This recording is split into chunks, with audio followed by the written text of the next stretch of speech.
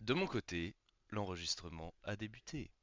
Ça fait déjà 25 minutes qu'on est là. C'est faux, ça fait littéralement 3 minutes. Non, on est efficace là aujourd'hui, c'est parce qu'en même temps on n'a rien préparé. Bonjour à tous, mesdames, bonjour à toutes, comme d'habitude, c'est ça l'introduction. Purée, j'avais oublié tellement ça fait longtemps. Bonjour à toutes, mesdames et mesdames, bienvenue sur le podcast de Moule Moule et Duratron. Pour cet épisode, je sais plus combien. Et Eh, de quoi va-t-on parler? mais déjà, événement surprenant, un podcast de Moule Moule et Duratron où il y a Duratron. C'est- Oui, Ça fait combien de temps que c'est- c'était pas arrivé? Ça peut être souligné, bien évidemment. C'est suffisamment rare pour être célébré. Danse dans le show. Et donc, contexte de ce podcast, comme d'habitude, le chaos nous sied bien. Je réagis à une de ces stories où il parle de quand on est petit, on est optimisé. Je vanne sur le fait que je suis pas petit, je suis optimisé. Très peu de temps après, je fais un entraînement où je me flingue. Et je détaille ce qui va être le sujet d'aujourd'hui, c'est-à-dire mon corps est capable de faire même ce qu'il ne devrait plus être capable de faire au détriment de ma structure qui prend cher. Mais, vu que je suis petit et optimisé, bah ça passe quand même.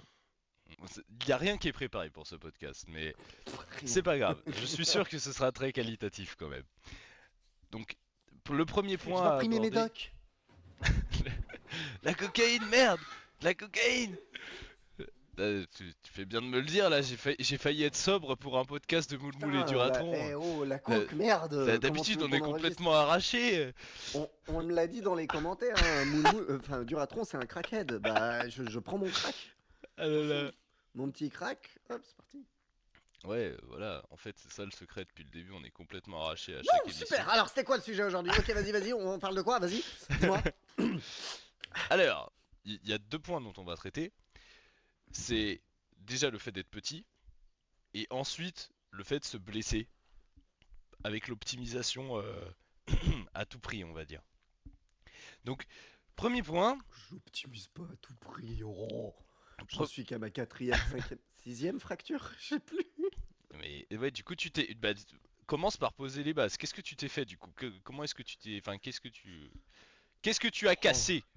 je me suis fait tant de choses. Alors, si on parle de ma vie sportive en globalité, parce qu'il y a eu une période où je ne recherchais pas la performance à tout prix, j'étais escaladeur et j'avais de la performance Ouais, naturellement, parce que ouais, j'étais parce que petit et léger, tu vois. moi, quand je disais te faire des choses, je parlais du sport, hein. On... Ok. Ouais, en escalade, on s'enculait dans les dortoirs, c'est pas. Ah non, pardon, oh, c'est du sport aussi! Ah oui, mais oui, C'était mais non, cardio! non, mais, Hein. non, mais allez, vas-y, on reste concentré. Surtout con. Centré, on verra. Allez, allez. Du coup. Mais en plus, je répondais pour de vrai. Donc, Ouais, qu'est-ce qui t'a immobilisé, Colin, et qu'est-ce qui est le sujet de ce podcast, du coup? Enfin, alors le sujet de la ce raison. podcast, je pense qu'on peut en prendre deux. C'est la hernie discale cervicale qui, bien que je me la suis faite il y a un bon moment, en fait, elle fait qu'empirer à absolument chaque truc que je fais, même les renforcements, même le kiné, ce genre de truc. Mhm. En termes de solidité, ça s'améliore. En termes de douleur, ça empire. Et en parallèle de ça, là, du coup, bah, en fait, je suis dans une phase où j'ai essayé de me protéger pendant un peu 5 6 mois. Il se passait rien. Sauf que si je débranche le cerveau et que je me dis let's go, je me brise. Donc j'ai essayé de faire un entre-deux. Et en fait, même dans l'entre-deux, j'accumule de la blessure. Et notamment, je commence à avoir une grosse fragilité coude. Et je me suis même fait une instabilité rotulienne avec un enfoncement du ménisque En street? Parce que t'as genre en amorti une street planche en tombant, non, en tombant dans la fosse. En tombant dans la dans un truc fosse, mou. en boule. Alors c'est super Là, on nul, est mais sur c'est un super niveau. drôle aussi. Et en même temps, c'est Parce super que triste. il y a des gens, ils tombent sur la tête à l'envers en fosse et ils ont rien. Moi, je tombe en boule sur mes genoux dans la fosse. Eh, la fosse, c'est un sol en béton pour mon corps. Hein. Attention, attention. Ouais, putain. C'est comme moi quand j'ai perdu ma première dent de lait en bouffant des spaghettis tout cuits, quoi. C'est vraiment Ouais, toute c'est la ça. purée, tu sais. Bah, mon corps, c'est des dents de lait sur des spaghettis cuits. Frérot. Voilà, on a plus de points communs que ce qu'on pourrait penser, en fait.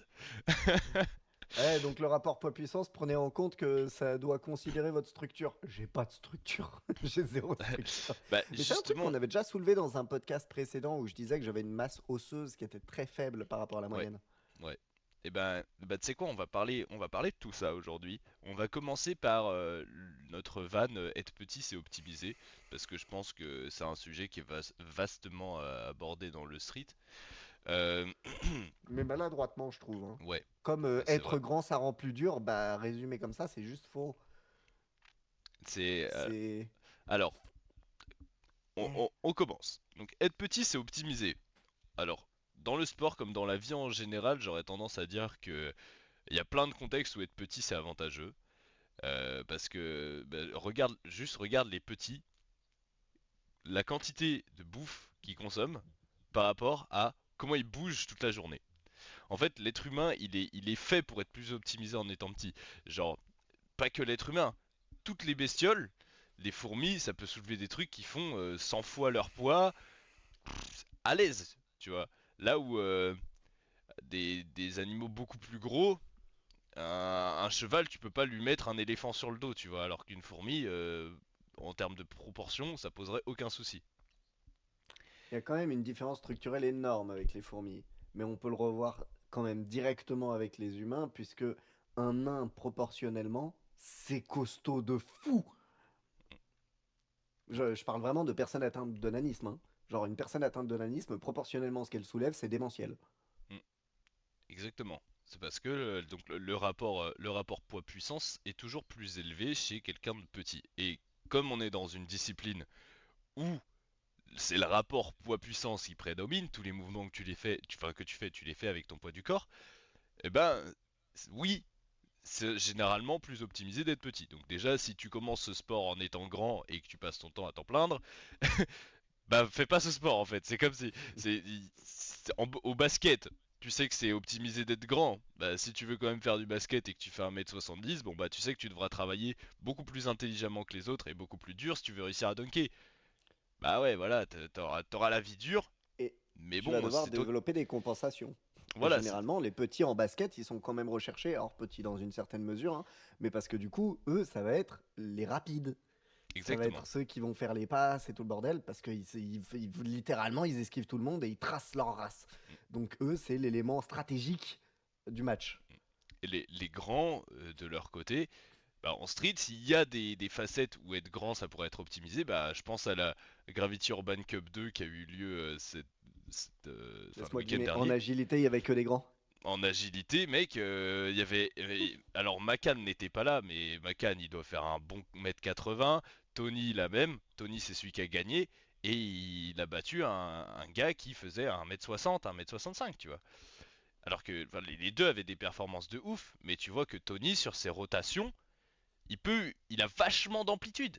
Il peut utiliser enfin, ses super grands bras et ses super grandes jambes pour rattraper la barre plus facilement ou pour lancer des rotations plus facilement. Tu soulèves un point très important. Petit avec des longs segments, Mm. moins optimisé pour le statique et plus pour l'agilité, que grand avec des petits segments. En fait, ce qui va faire qu'on prédomine dans le statique ou dans l'agilité, ça va être la longueur des segments. Plus tu es longiligne, plus tu vas pouvoir créer du momentum pour l'agilité. Et plus tu es compact, plus tu Mm. es dense, plus tu vas pouvoir en full push-up et en front pull-up. Ouais, Mais il y a une règle qui est que bah, plus tu es petit, plus tu as de grandes chances d'être compact, et plus tu es grand, plus tu as de grandes chances d'avoir des longs segments longilignes. ouais. Donc là, pour expliquer vite fait les termes techniques que Colin a utilisés, bréviligne, ça signifie avoir des petits membres, donc petits bras, petites jambes, et par contre, grand buste. Là où longiligne, ça signifie l'inverse, donc avoir des grands membres, mais petit buste. Euh, donc de manière générale, c'est vrai que j'avais fait une vidéo sur le sujet il y a quelques temps, et j'utilisais pas forcément les bons termes. Maintenant, c'est mieux, les termes sont compris dans ma tête. Donc, si on a des petits bras, automatiquement l'amplitude pour faire une push-up, pour faire une pull-up, pour faire des pompes, des tractions, tout ce que tu veux, bah elle est vachement plus petite. Donc déjà de ce point de vue-là, ça facilite. Et au-delà même des leviers, bon, il y a tout un tas de trucs qu'on peut pas forcément prendre en compte, qui sont les insertions musculaires, tout ça, et ça qui sont pas du ressort de la taille. Donc on aurait beau dire, bah, ah, lui il a des longs bras par rapport à l'autre, donc normalement il serait plus à l'aise en agi ou plus à l'aise en statique. Oui et non, parce que tu peux pas voir là où son biceps s'insère, là où son triceps s'insère, etc. Ce qu'il faut comprendre, c'est, bah tu testes, tu vois là où t'es bon, et puis bah t'en prends compte ou non pour t'entraîner. Si ce que tu as envie de faire dans tous les cas c'est du statique, bah peu importe d'où tu pars, j'ai envie de dire. Ce qui compte c'est où est-ce que tu veux aller. Allez, fin du podcast. Là où nous allons, nous n'avons pas besoin de programme de street. Non mais ça faisait philosophique de ouf, mais l'idée Mais est la même, c'est que il y a, tu t'en fous de savoir si tu pars avec des avantages ou des avantages en soi. Enfin, ça peut t'aider pour savoir si t'as le potentiel d'être championne nationale dans la discipline ou d'être le champion du monde, j'en sais rien. Mais dans tous les cas, si tu veux progresser, c'est la même chose qui est à faire. Tu sais juste que si tu pars de plus loin, bah va falloir que tu sois super rigoureux et beaucoup plus déterminé dans ta pratique que ceux qui y sont prédisposés naturellement. Si vous voulez des exemples très parlants sur la proportion générale de ce qu'on pourrait retrouver, parce qu'il parlait justement de les insertions, on peut pas voir, etc. Mais il y a quand même un truc qui est un peu visuel qui peut vous donner une bonne idée. C'est si on part dans les extrêmes, regardez Onizuka, c'est un cube. Littéralement, quand il est en bas de sa fronte, t'as l'impression qu'il est déjà à la moitié de ta pull-up à toi. Mm. C'est un cube, il est tout court. Et l'extrême opposé, ce serait par exemple un Ali Street Workout pour ceux qui se rappellent, ou Tony du coup, mais Ali c'est vraiment extrême, où le gars il étend ses bras aux oreilles, bon déjà il est archi souple, mais en plus c'est un fil de fer, genre je suis tout petit, je peux faire 2 fois son Mm. tour, hein, sans aucun problème, c'est pas normal. Donc ça c'est l'extrême de la moyenne des gens, bah, quand ils vont être format Ali, ils vont faire de la J, quand ils vont être format Onizuka, ils vont faire de la force. Et pourtant, on va avoir par exemple un Tony Geist, mais c'est des exceptions, je vous mets au défi d'en trouver plusieurs. Tony Geist, c'est un cube, mais c'est un cube tellement nerveux, il se catapulte. Donc du coup, compensation, agilité. Mais Et à l'inverse, on pourrait avoir Feshuk. Bon, je sais que maintenant il s'est dopé et tout, mais il commençait à avoir des planches vénères déjà avant, alors que c'était vraiment une armoire très grande, lourde, mais avec des segments longs et tout et tout. Eh ben, comment il fait? Le gars, il a surentraîné les pecs pour avoir une stabilité de protraction de mm. fils de troglodyte. Et, et du coup, bah en fait, il se pose sur ses pecs. Donc, il a des faiblesses parce que son point d'appui, il est trop loin de son centre de gravité. Bon, normalement, ça va, vous avez l'habitude, mais si jamais le centre de gravité est à peu près le nombril, point d'appui, bah là où tu t'appuies. Et du coup, si c'est loin, bah c'est dur. Mais du coup, blocage pec, les pecs prennent cher, mais il est massif, donc gros pecs prennent toute la charge. Merci, ça passe. Bah, alors là, tu m'as posé une transition sur un plateau d'argent, mon gars. Un plaisir. Donc, deux transitions en une, on va dire. Parce que le deuxième sujet qu'on voulait aborder aujourd'hui, on a été efficace quand même sur le premier. Le deuxième sujet qu'on voulait aborder aujourd'hui, c'est pourquoi est-ce qu'il y a des personnes qui se cassent beaucoup plus facilement que d'autres? Pourquoi? Et ben justement, ça parle de l'agilité de Tony Gastelum et ça parle aussi de travailler sur ses forces ou travailler sur ses faiblesses. Lorsque tu veux apprendre un mouvement, ou lorsque tu veux t'habituer à un nouvel effort, euh, qui est difficile, bah, automatiquement tu vas utiliser tes points forts à toi pour l'apprendre. Je te donne un exemple. Quelqu'un qui est très explosif, il va vite apprendre à. Ou quelqu'un qui est très explosif ou qui apprend rapidement de manière générale, donc typiquement toi, Colin, le handstand, il va souvent l'apprendre, il va déjà savoir marcher sur les mains en fait. Par contre, le tenir en Compensation. statique. Par contre, parce que naturellement, il arrive à se rebalancer, il sait, ah là, je pars en arrière, je pars en avant. Par contre, tenir en statique, il a du mal. Là, à l'exact opposé, il y a des personnes qui n'ont pas du tout de technique, qui sont purement force physique, force brute, qui elles, leur handstand, elles vont pas réussir à le kicker tellement elles ont un mauvais schéma corporel, pas réussir à marcher, mais genre pas du tout. Par contre, le monter en force et serrer la barre ultra fort, ça va. C'est le seul moyen de réussir à le lancer. J'avais un pote qui s'entraînait à Rennes, qui s'appelait Malo, une force de la nature. Le mec il faisait 1m83 et il avait une full planche suppi au sol, une maltaise au sol. Et c'était en 2020-2021 quand je te dis ça, hein.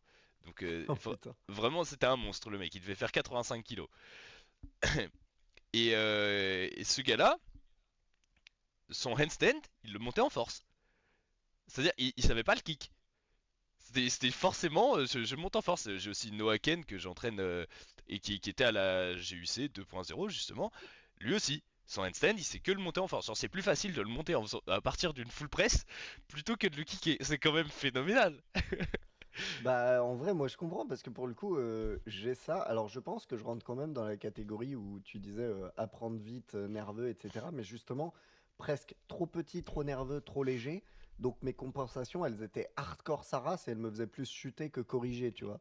Genre, je tombais toujours du côté opposé où j'allais tomber.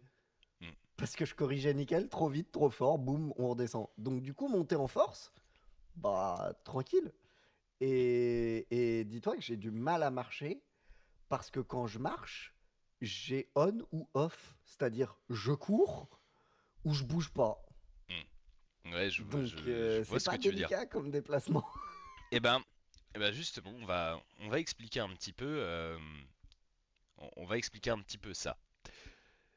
Il Quand, dit pour, on, mais c'est lui qui sait, hein. Moi, je suis en train d'apprendre en même temps que vous pourquoi je me blesse tout le mais- temps. alors, en fait, les notions que je viens d'aborder là, donc l'apprentissage, la technique et la force physique, c'est des choses qu'on sait tous. Genre, on sait tous qu'il y a des mouvements qui demandent essentiellement de la technique et il y a des mouvements qui demandent essentiellement de la force. Et peu importe le mouvement que tu veux réaliser, tu as besoin des deux. C'est juste que tu en as besoin dans des proportions différentes. Tu sais que faire de l'agilité, si on appelle ça de l'agilité, c'est parce que ça demande davantage de technique. Et si le statique, on appelle ça de la force habituellement, c'est aussi parce que ça demande davantage de force. Mais ces appellations sont pas toujours exactes. Parce que on parle toujours de dominance de l'un ou dominance de l'autre. Mais jamais il y a un truc qui demande 100% de l'un ou 100% de l'autre. Monsieur Colin. Je suis désolé, je crois que j'ai un appel pour un potentiel boulot, donc malheureusement je me mute et je vérifie. Tout va bien, je suis refusé, on peut reprendre. Faudrait quand même pas qu'il y ait une bonne ce, nouvelle non ce- plus. ce podcast me termine. C'est vraiment. C'est le chaos. C'est la, C'est le chaos. c'est la roue libre à l'ancienne. Je veux pas dire, mais chaque fois qu'on a été en roue libre comme ça, le résultat était mieux, hein. Absolument. Parce que là, on a des moments de débilité absolue, mais concrètement, quand on drive, on drive. C'est clair, mec. Les Dorifto. Donc du coup, tu disais que la petite souris, elle était malade. Non. Merde. Putain, j'ai pas suivi encore. Je savais qu'il fallait que je C'est- prenne des notes. Si, alors on a parlé des dents, à un moment des dents de lait, mais. Donc, reprenons ce podcast. Reprenons depuis le début. Allez, on recommence. Le- Bonsoir Paris, vous m'avez manqué. C'est le craquage mental. On a toujours besoin de 30 secondes, d'une minute de craquage mental pour se remettre dans le bain, c'est terrible. Une minute, C'est... t'es gentil. Oui, je suis gentil en général. Tu sais que j'ai mis je suis gentil dans mon premier CV. Putain, tu mens. Je ne mens pas, mec. On m'avait pas expliqué, on m'a dit tu mets des qualités, donc moi j'ai dit bah je suis gentil, je Je me suis dis gentil. gentil. Et du coup, et tu sais Eh, mais quoi? moi j'imagine Le le mec il l'a lu, il recruteur s'est qui a tapé lu une en barre. mode oh bah lui c'est un bon con, hein. Mais non, le mec il l'a lu, il s'est tapé une barre, il m'a dit vas-y on le prend. Donc c'est génial. Non, c'est Mais je vrai, te ça a jure que c'est marché. vrai. Je te Et il jure t'a que dit ça a que c'était marché. pour ça. Genre que ça avait Ouais, pesé dans la balance. ouais, absolument, parce que enfin, ma mère connaissait le type et du coup elle a dit putain, il s'est tapé une barre et enfin, il lui a dit et du coup, vas-y, c'était validé, j'avais mon truc, quoi. Voilà. Votre fils il a mis je suis gentil. Bah C'est ouais, mais c'est vrai, il est gentil. Ah bon, bon, on le prend. c'est génial. Enfin bref, c'est bon, là on a dépassé la minute. Il est temps Comme de se d'hab. reconcentrer. Je te disais que pour peu importe l'effort qu'on faisait, il y avait une notion de force physique et de technique. Donc en street, par exemple, voilà, les mouvements d'agilité vont demander beaucoup de technique. Un mouvement comme le handstand va demander principalement de la technique. Là où un mouvement comme le front lever, la traction à un bras, ce sera principalement de la force physique. Et ce qui est chiant, pour la plupart des personnes, c'est des mouvements qui demandent un peu des deux. Genre planche, handstand push-up, parce que ça te demande de comprendre et de forcer. One arm planche presse. Au Voilà. secours. Et voilà, exactement. J'aurais dit one arm négatif plutôt. Ça c'est débile. One arm négative. One arm planche Ah, négative. handstand to one arm planche. Ouais. Bah, je trouve que c'est pas équilibré dans One Arm Négative. Ah Dans ouais. One Arm Négative, c'est majoritairement force. Alors que dans One Arm Press, bah en fait, tu fais. Genre, t'es en full force et quand tu montes, tu transites à de la technique pure. Ouais, Genre, si on parle vraiment d'une arrivée One Arm Handstand, tu vois. Alors que One Arm Handstand, tu peux littéralement avoir perdu ta technique de One Arm Handstand et puis, oh, Nick, alors vas-y. pour moi la négative, la one arm planche négative, donc en partant pas du handstand mais du one arm handstand, là on est sur Ouais, le c'est ça. summum du move technique et qui demande de la force. Ah ouais, bah justement, pour moi, c'est l'inverse. Alors, eh Genre, ben je tiens pas mon one arm handstand et du coup, quand je chute, je peux te descendre une one arm planche par moment parce que c'est pure force. voilà. Alors que si je suis dans ma force et que je dois monter à de la technique, la transition elle est smooth. C'est pas genre j'abandonne ma technique et je mets de la force, ça compensera, tu vois. Là, t'as relevé le point super important, encore une fois. L'ai-je mené volontairement dans cette transition? Peut-être nous ne saurons jamais. Non, il est si bon manipulateur. C'est que il y a des personnes, s'il y en a qui sont spécialistes fronteux et s'il y en a qui sont spécialistes handstand ou agilité, c'est parce que on a des dominances. Et c'est ça qui va expliquer pourquoi on se blesse ou pas aussi. Donc, si toi, alors si T'es en quelqu'un a train de une dire que j'ai grosse, zéro technique et que je fais n'importe quoi, c'est ça? Ok, bah d'accord, bah va te faire peut-être. foutre. C'est pas faux. Alors, en fait, les deux extrêmes mènent à des blessures beaucoup plus facilement que quelqu'un qui va être plutôt mitigé entre les deux. Je m'explique. Donc, quelqu'un qui est force brute, comme toi, Colin, pour le coup, euh, il va, il va bien réussir sur tous les mouvements de force, qui demandent juste de forcer. Donc, toi, typiquement, les holds, t'es bon. Le tirage, t'es bon. Donc, faire de la maltaise, tout ça, mais dès qu'il faut enchaîner les presses, c'est galère. À l'exact opposé, j'ai un élève qui s'appelle Lucien et qui regarde peut-être le podcast. Lucien, il avait pas 2 secondes de full planche, il avait déjà 5 presses. Et là, Eh tu bah te dis, qu'il aille what? se. et Lucien, il commence à avoir la one arm planche press, etc. Alors que pareil, il a. Insérer le même avec Nounours. Mange tes morts. Et donc là, on a vraiment les deux opposés, quoi. Mais le souci, c'est que les personnes qui sont très très explosives, donc une bonne technique, qui apprennent vite les mouvements, qui savent marcher sur les mains en handstand directement, tout ça, qui savent pas forcément le tenir. Bah, ces personnes-là, elles se reposent essentiellement sur leur technique pour faire tous leurs moves. Et elles ont une grande différence entre leur force physique et leurs aptitudes techniques. Or, comment apparaissent les blessures? La plupart du temps, elles apparaissent à grande vitesse ou à grande charge. Donc, typiquement, le footeux qui se fait les ligaments croisés, c'est que il amortit dans une amplitude à laquelle il n'est pas habitué.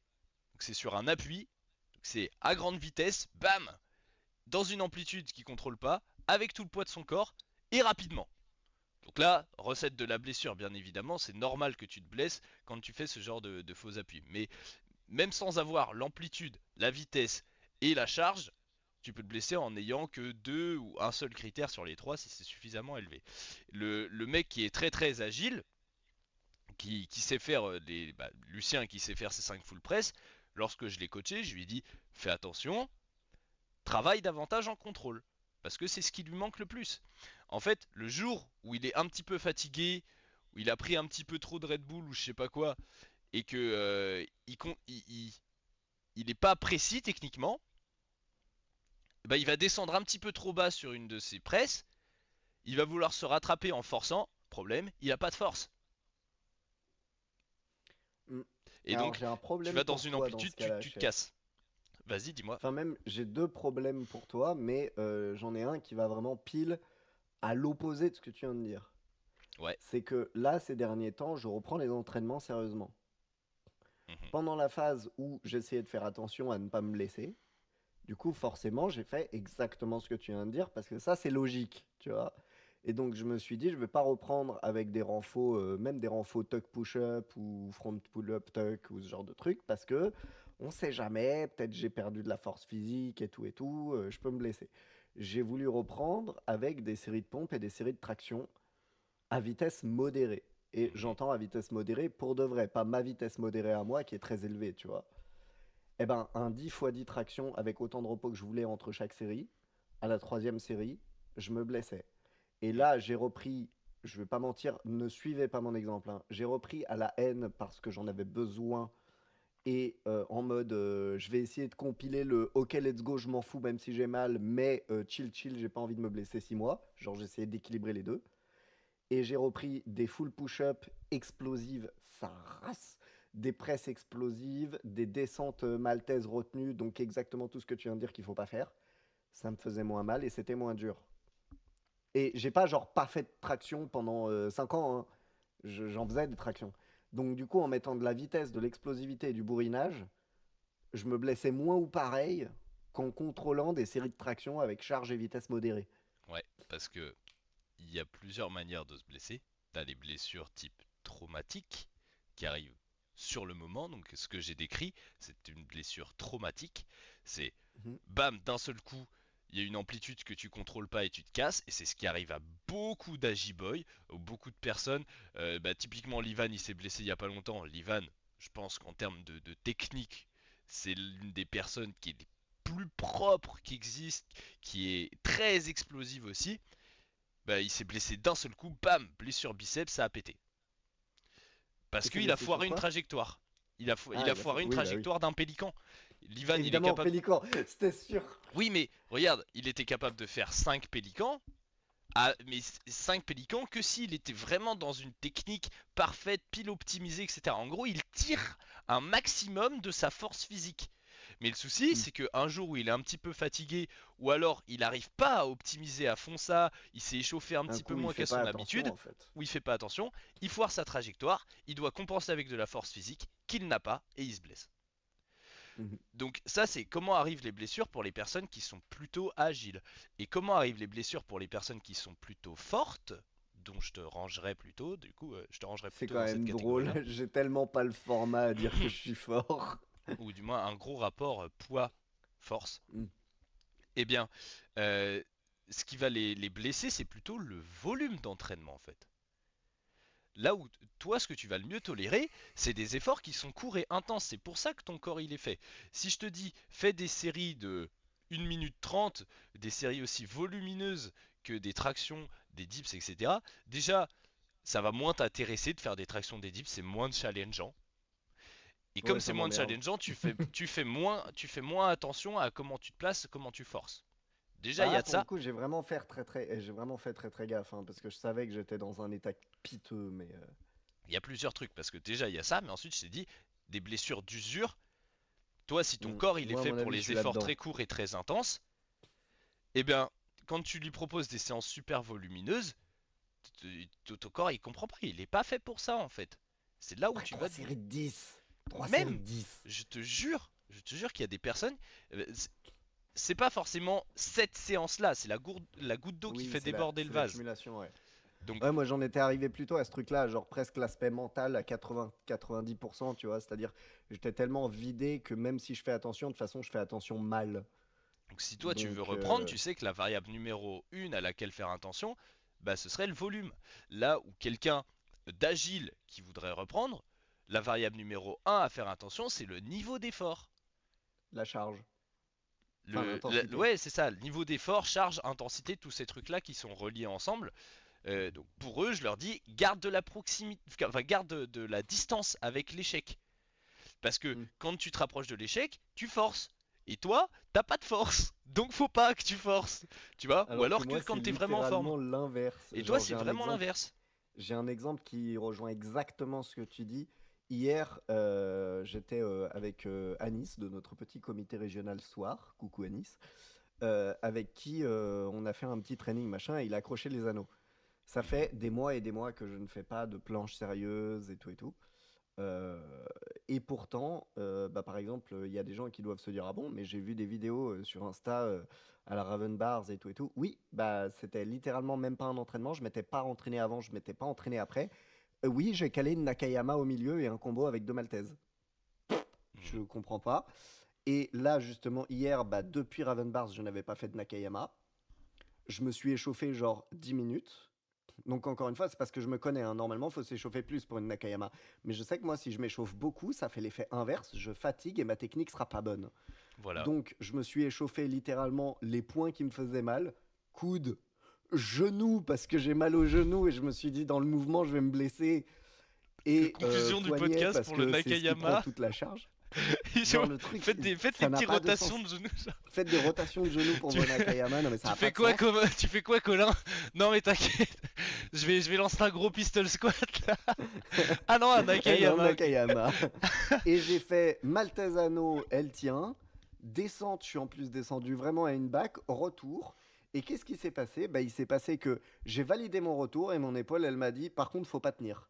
Ce qui rejoint exactement ce que tu disais, c'est-à-dire la partie la plus hard, la plus intense. Descendre, bac, revenir, croix de fer, pas de problème. Par contre, stabiliser ce qui ferait augmenter le volume, non. Et mon épaule m'a dit tout de suite, elle m'a pas fait mal, hein, mais clairement, j'ai eu la sensation, vous savez, cette sensation où, comme si l'épaule, elle était mal mise, et si tu tiens, elle va se déboîter. Mhm. Mais t'y es pas, tu vois. Et si tu lâches maintenant, il se passe rien. Ouais. Et ben voilà, j'ai fait ça. Et genre, mon signal, il était, mais parlant, mais d'une puissance. Je pense que j'aurais cherché à tenir une seconde de croix de fer. Le mouvement le plus facile du combo. Le plus facile. Ben, j'aurais cherché à tenir une seconde, mon épaule aurait fait pas de problème. Le ligament, il s'est barré, hein. Il a dit c'était pas son dos. On va faire une illustration rapide de ce qu'on parle parce que le Nakayama ça Le parle pas à tout le Nakayama, monde. ouais, c'est pas Donc, courant, ouais. c'est un mouvement de gymnastique qui s'effectue aux anneaux et donc tu rebondis entre guillemets en back lever Bah, déjà, tu et valides tu une maltaise. remontes Parce que en. rien que valider la maltaise, c'est intense, hein. Ouais, donc tu fais ta maltaise, tu pars en haut, ensuite tu descends en back lever et tu rebondis, tu viens en croix de fer. Donc c'est un move très difficile, mais Puis niveau charge, le choc en bac, en plus, vu que tu utilises le rebond, tu viens tirer sur ta souplesse, tu viens changer l'axe musculaire pour revenir dans l'alignement. Et en plus, je cherchais à faire la vraie Nakayama, parce que, alors, désolé pour tous ceux qui font les Nakayama trichés, où vous remontez au-dessus, puis vous redescendez en croix de fer. Mais c'est pas du tout la même intensité. Là, pour le coup, j'ai fait quasiment la vraie. Je crois que j'étais à peine au-dessus. Mais je suis revenu vraiment, genre, si je me mets en face, genre, je suis revenu ici pour juste réadapter là. Sachant que si on revient là, bah en fait, on peut être encore en position planche, ce qui est beaucoup plus facile. Toute la difficulté de la Nakayama, c'est qu'en bac, tu as fait ton ouverture et tu ne repasses pas à la fermeture, tu reviens direct dans l'alignement. Et c'est ça qui est violent pour l'épaule. Et bah jusqu'au stade d'être en croix de fer, je l'ai fait. Donc la maltaise, charge de malade, stabilité de malade. La descente back, hyper souple, tir sur les ligaments et les tendons, rotation d'épaule hardcore. Rotation pour se mettre en croix de fer, hardcore. Je monte pas au-dessus, donc je reste en ouverture. Donc là où j'ai le moins d'efficacité du mouvement de levier ou du réflexe myotatique, là où c'est violent. Réflexe myotatique, je l'ai eu, pour ceux qui ne savent pas, c'est utiliser son corps comme un ressort. Donc on l'a dans la transibac. Le fait de revenir au centre fait qu'on utilise moins de réflexe myotatique, on le freine. Sinon, tu fais vraiment boing et tu remontes au-dessus de ta croix de fer. Donc, je diminue toutes les assistances et j'augmente toute la charge et toute l'intensité au max. Et bah toute cette étape-là, elle réussit. Et par contre, le maintien en croix de fer, le truc facile, le mouvement, il est fini, c'est non. Donc on a une bonne explication, enfin une bonne schématisation de ce que j'expliquais juste avant. Avec, il y en a pour qui la variable la plus violente, ça va être le volume. Il y en a pour qui la variable la plus violente, ça va être le niveau d'effort. Il faut juste, bah, bien évidemment, le volume et le niveau d'effort constituent ta charge d'entraînement. C'est-à-dire que si tu si tu as si les deux sont élevés, c'est très stressant pour ton corps, donc dans tous les cas, tu as des chances de te péter. Mais tu as plus de chances de te péter, enfin, ouais. Mais t'as toujours une variable que tu détestes le plus. Et si on voulait même Ouais, que pousser ton plus corps loin, va moins supporter et donc si le curseur est très haut mm, sur cette variable-là, limite, il vaut mieux que les deux curseurs soient élevés parce qu'il y a une partie sur laquelle tu peux compenser alors que l'autre, tu compenses mal. mhm, Mm. voilà. Ça, je l'ai remarqué parce que typiquement, alors que avec ton explication, ça fonctionne très très bien, hein, typiquement, j'aime pas faire une série de 10 presses en full parce que c'est très technique, changement, machin, c'est surtout du volume, genre Mhm, l'intensité est partout dans les muscles, machin, alors que j'ai fait un 10 to une presse avec God of Static parce mm. que les 10 push-up, bah, c'est les bras qui prennent tout et je suis en mode bleu, bleu, bleu, bleu, bleu, bleu. Ça demande Donc, beaucoup moins de ouais, il y a une concentration. petite partie de technique, mais concrètement, je peux gruger en changeant un peu ma forme Mm, de planche et tout, chose que je peux moins faire en presse. Et la presse de fin, elle était d'une difficulté hardcore pour moi, parce que volume. Ouais. Et par contre, à côté, Maltese Press, où on pourrait se dire, bah oui, mais du coup, c'est la même technique que full press et puis plus de force. Oui, mais plus de force, donc je peux compenser en force. Voilà. Donc, Du coup, je diminue ma difficulté technique. Nyeh. donc maintenant, on a compris grosso modo ce qui causait les blessures. Maintenant, bah, comment on les prévient? Bah, pour moi, le plus important, ça reste de En se arrêtant le souvenir. sport. Voilà. Allez. Fin de... Faites pas de sport, c'est dangereux pour la santé, merci. Pour moi, ce qu'il faut retenir, c'est que euh, l'important, c'est ce principal et ça, c'est l'essentiel. Et si vous ne faites pas d'efforts, ce ne sont pas les efforts qui vous feront. Et voilà. Allez. Euh, tu, l'équilibre est primordial lorsqu'on veut s'adapter. Et pas l'équilibre de J'ai cru que tu Helsen. partais. Ouais, j'ai cru que tu partais encore sur une L'équilibre. connerie. Et non, t'as repris le sérieux, mais il y avait aucune Mais nuance. Il j'ai y trop avait de pas de mal, j'ai trop différence avec la connerie. Vas-y, c'est bon, j'en ai marre. Faux cul, reste Euh, faux cul. je reste focus. Ford, focus. Non, oh, merde. Bon, pour s'adapter, ton corps il a besoin d'équilibre. D'équilibre entre le stress que tu lui mets dans la tronche et la récupération derrière. Et selon les personnes, ça c'est de ce dont je parle énormément dans ma formation individualisation ou lorsque je coach des personnes, pour moi c'est ça le pilier de l'entraînement, tu dois D'ailleurs, la comprendre. conclusion est dans le e-book. On ne conclut Il pas. Allez, achetez le e-book. n'y a pas de e-book, du moins pas encore, peut-être qu'il y en aura un jour, mais c'est une formation parce que c'est pas quelque chose que tu abordes en, en deux lignes comme ça, mais il faut comprendre qu'il y a des personnes qui tolèrent mieux le fait de forcer, il y a des personnes qui tolèrent mieux le fait de faire beaucoup de volume, il y a des personnes qui tolèrent mieux les efforts très techniques, il y a des personnes qui tolèrent mieux l'amplitude. Faut savoir là où t'es bon, et faut savoir là où tu peux pas trop en faire parce que sinon tu te blesses. Et généralement, c'est les trucs que tu aimes le moins qui sont liés à ta faiblesse. Là où je me suis le plus blessé, c'est en faisant des reps et en faisant de l'agilité. Spoiler, j'adore les reps. Je surkiffe les reps. Un spam 20 push-ups, je kiffe ma race. Alors que, tu vois, avec ce que tu disais, je pourrais me dire du coup que j'ai un format à la day long.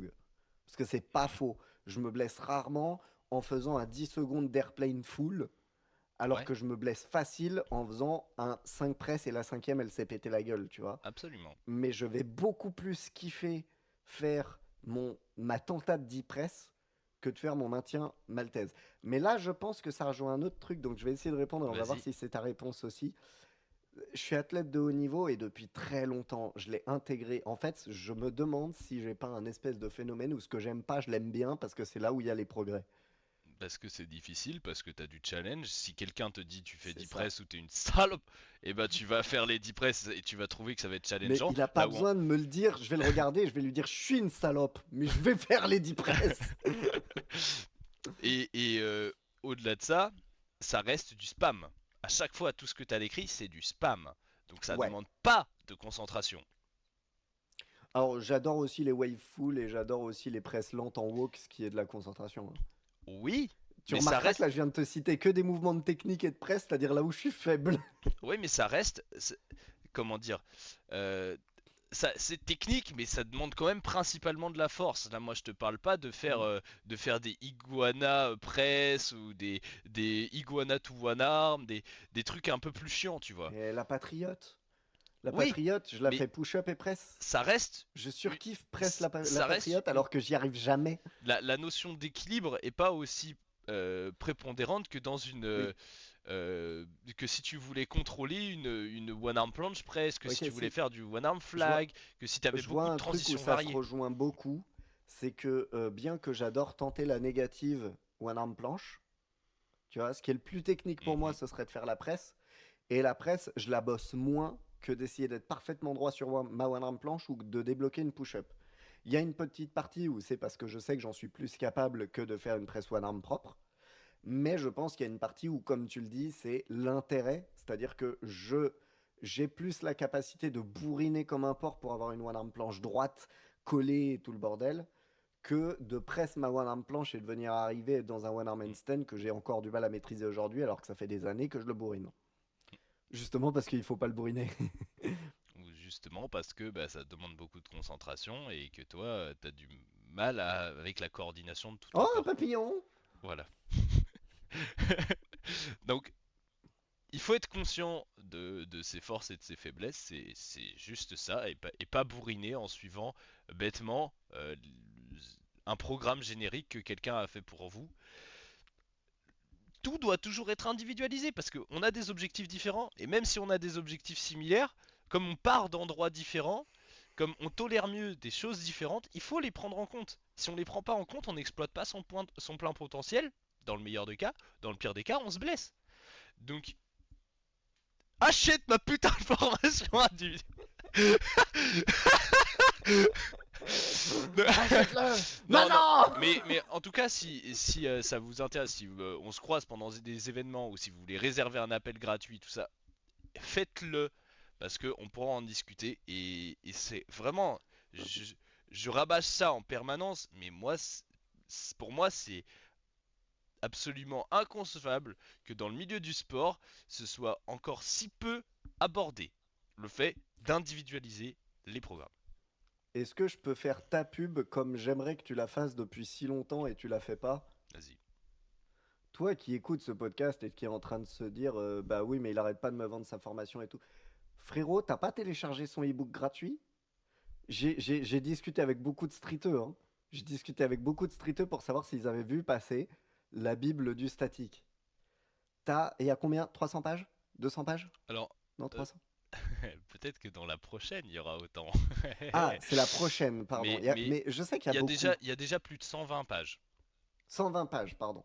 Il y a déjà 120 pages. Oui, c'est ça. Tu m'avais dit que la version complète, qui elle serait Hmm. payante, c'est ça? Elle serait à 300. Bon, mais de toute façon, et je me la suis tapée, dites-vous, moi, ça m'a appris des trucs. Donc, toi, petit streeteux qui regarde et qui te dit, je regarde le podcast Moule Moule et Duratron parce que ça m'apprend des trucs. Le e-book, il est gratuit, frère. Il est gratuit. Il y a une version payante pour des formules en plus, des trucs en plus, machin. Vous n'êtes pas obligé. Genre, justement, tout le concept du truc, c'est tu sais pas si sa formation te convient, tu sais pas si le e-book payant il vaut le coup, t'as pas besoin de savoir. Va télécharger son e-book, il est gratuit, sa race. Tu vas au chapitre, te tape pas tout le e-book parce qu'il y a des trucs que tu sauras déjà et il y a des trucs que tu sais pas. Tu regardes les chapitres, tu vas au chapitre que tu sais pas. S'il y a un truc que tu comprends pas, tu retournes au chapitre qui t'apprend le truc que t'as pas compris.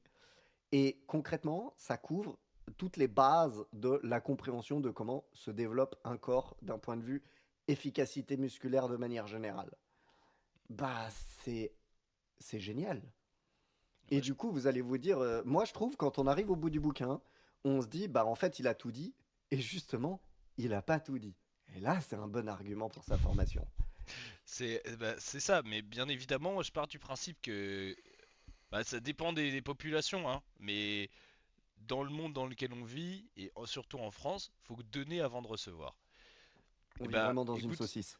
moi je donne, tiens vas-y, prends mon contenu gratuit, observe tout mon contenu gratuit, et mon contenu gratuit a déjà permis à tellement de personnes de progresser que oui, bien évidemment, tu te dis que dans le contenu payant, tu trouveras des trucs encore plus intéressants qui te permettront de faire le lien entre tous les trucs qui sont encore un peu flous dans ton esprit. Et c'est exactement le but.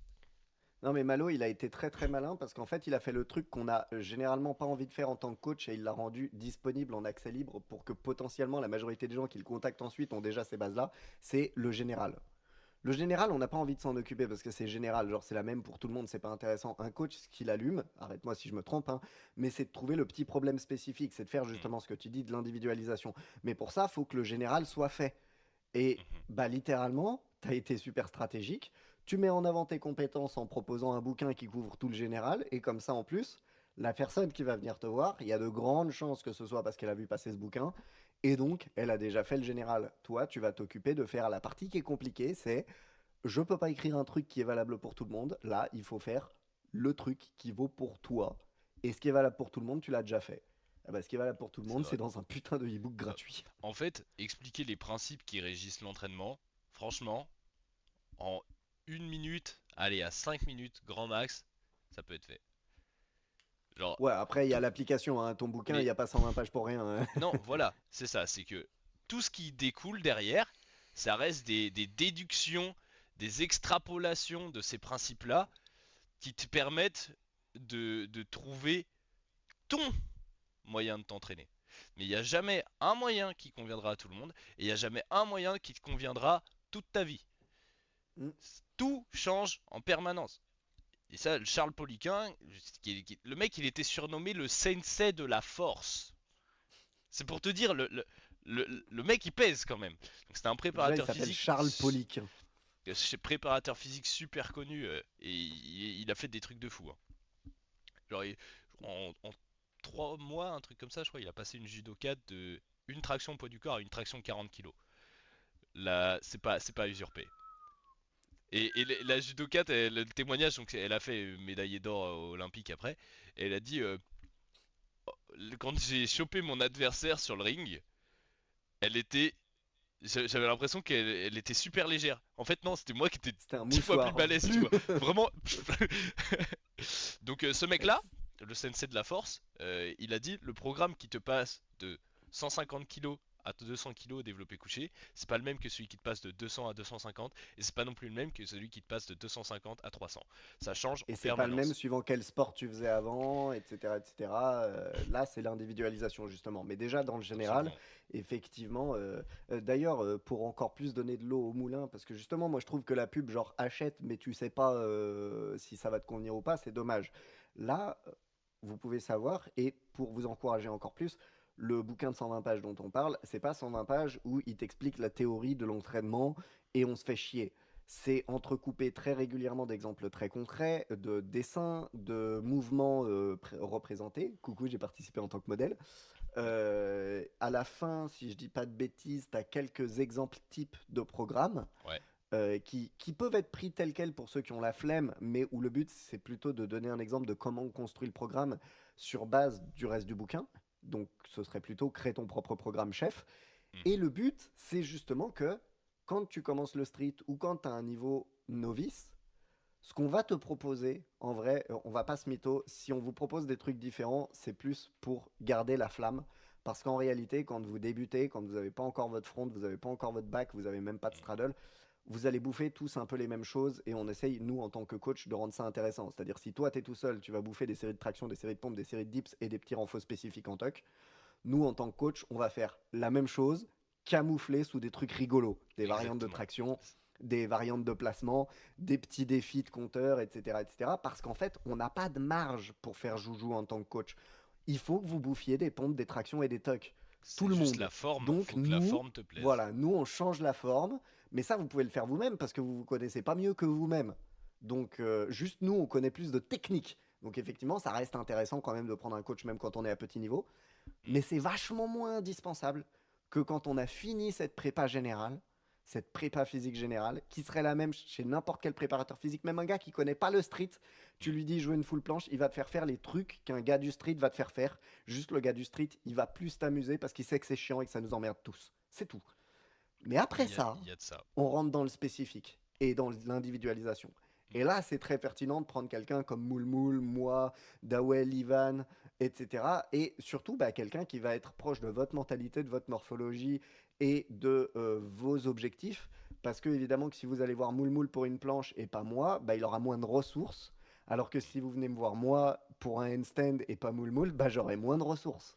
Ouais. C'est Ça, logique. pour moi, encore une fois, là, on est dans de l'application on est dans les conseils techniques. C'est sûr que si tu veux apprendre le pélican, bah, c'est à quelqu'un qui en a fait toute sa vie, et qui a bien cerné le mouvement, bah, il sera plus à même de te donner des retours techniques via ce Mais il dernier. y a aussi Mais l'individualisation. Pour une pélican, me voir moi ou l'Ivan, c'est pas la même chose parce que c'est pas la même mentalité. voilà, vous exécutez pas de la même manière. Donc, encore une fois, le problème que je relève là, ce serait de se baser sur sa propre expérience pour coacher. C'est difficile d'être Mm. parfaitement objectif, mais un bon coach, il doit justement euh, se servir de, des- de tout ce qu'il a vu chez tous les athlètes et pas juste de sa propre expérience. Tiens, bah tu fais comme moi. Parce que si tu fais comme ça, bah tu feras progresser toutes les personnes qui sont exactement comme toi, mais toutes les personnes qui diffèrent, tu les feras pas progresser d'un chouïa. Et c'est pour ça que je parlais de ressources, parce que ressources, ça limite pas Mm. l'utilisation, tu vois. Je disais pas technique ou programme, parce que typiquement, moi, on m'envoie quelqu'un pour handstand, il y a moyen que certaines personnes, je leur apprenne handstand one arm mieux que toi, tu ne leur apprends, Ah, parce peut-être oui. que au niveau mentalité, au niveau fonctionnement, etc., ça va beaucoup plus coller, et que globalement, on est tous les deux coachs depuis suffisamment longtemps pour pouvoir enseigner même des choses qu'on n'a pas. Je t'ai déjà vu donner des conseils sur des planches, j'ai rien à rajouter, ça marche. Par contre, j'aurais plus de ressources que toi parce que je connais beaucoup plus de différences de mouvements et aussi tout simplement parce que beaucoup plus d'élèves viennent me voir Mm. pour la planche parce que je fais des planches. Donc, bah, j'ai eu à me creuser la tête beaucoup plus que toi sur les planches. Mhm. Et inversement, toi, tu as eu plus à te creuser la tête sur le handstand parce qu'on te voit en faire, donc on vient te chercher pour ça, même si tu es capable d'enseigner autre chose. Mhm. Absolument. Bah écoute, je pense que c'est une bonne fin de podcast. En tout cas, on a abordé les différences des personnes dans leur taille, leur proportion musculaire, etc. Encore une fois, le petit mot de la fin là-dessus, c'est que bah, être petit, ouais, c'est théoriquement plus optimisé dans tout ce qui demande un rapport poids-puissance élevé. Mais ça demande aussi, enfin, ça considère une fragilité structurelle bien souvent. Ça, je Euh, l'ai remarqué parce que même les blocs, c'est le cas, hein, Livan, Oni, Tony Geist, c'est des blocs, donc ils sont plus solides que moi. Moi, je suis moins un bloc, mais ils ont quand même une fragilité structurelle. Vous remarquez, hein, c'est très rare de les voir se plaindre d'une tendinite au point de ne pas pouvoir performer. Parce que ça, c'est genre de la faiblesse presque musculaire, c'est le tendon, etc. Alors que se plaindre de ligaments, de fractures, de périostite, etc., bah ça, c'est la structure osseuse ou la structure ligamentaire, et elle prend cher. Le nerveux, non, ça va. Le tendineux, ça va. Ça dépend, hein, mais globalement, ça va. ben, justement, si ces personnes-là se blessent, enfin, ont tendance à se blesser plus facilement, euh, c'est, pour moi, c'est parce que elles travaillent trop dans quelque chose qui n'est pas adapté pour elles. C'est le C'est, problème du haut niveau, hein. On se concentre sur nos faiblesses, mais nos faiblesses, elles sont là pour une raison. donc, Oh, je te propose de finir sur un truc, si vous voulez quelque chose qui rejoint énormément sans se prendre la tête, parce que là, nous, on se prend la tête. Vous avez la version bête et méchant. Dawei, je regarde pas énormément de ses réels parce qu'il est tourné vers le street lifting et le set and rep en ce moment, mais récemment, il a fait un truc qui vaut pour tous. Un réel qu'on a été plusieurs à partager, c'est vous êtes trop impatient. Vous êtes trop impatient. Et c'est particulièrement vrai avec tout ce qu'on vient de soulever. Quand on veut travailler notre faiblesse, il faut accepter que ça va être beaucoup plus long, beaucoup plus lent, beaucoup moins efficace. Mais si on se refuse cette lenteur et cette non-efficacité, c'est là qu'on se blesse.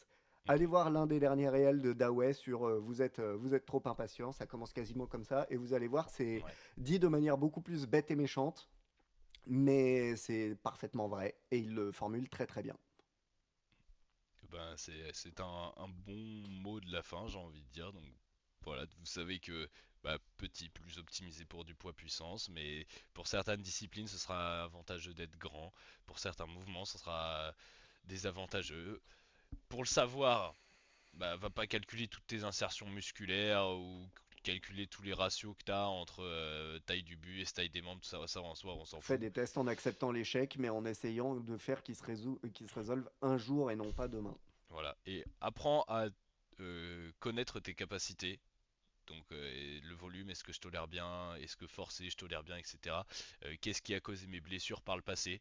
Pose-toi des questions très pragmatiques, reste pragmatique, et c'est ce qui te permettra de savoir ce qui te correspond le mieux. Après, comme on en a parlé, faire ce travail-là tout seul, c'est pas forcément évident. Avoir quelqu'un qui te suit, ça peut te permettre de mettre le doigt sur ces trucs-là plus rapidement. Donc si t'es pressé pour le coup, avoir un coach qui t'explique les deux trois trucs et qui te met sur le droit chemin, ça peut t'aider à avancer vachement plus vite, à gagner des années de pratique. Si vous êtes très passionné, je propose qu'on finisse sur trois ressources. On l'a déjà mentionné, la Bible du statique de Moulmoul, Mm. mais pour que ce soit pas isolé en mode on met en avant nos trucs à nous. L'encyclopédie de la préparation physique, très très gros pavé, considérez que c'est vraiment un truc où vous allez, c'est vraiment une encyclopédie, genre aller au chapitre qui vous intéresse, Oui, il y a etc. plus de Mais 600 franchement, il pages. y a plein de... Ouais, ouais, c'est colossal. Faut pas considérer que c'est un livre à lire, c'est une bible de chevet que vous allez ouvrir au chapitre qui vous concerne à ce moment-là et tout, et vous allez étudier la page, littéralement étudier, prenez des notes, faites des recherches Ouais. pour comprendre une notion sur une page, 2 pages, 3 pages, pas 10 d'un coup.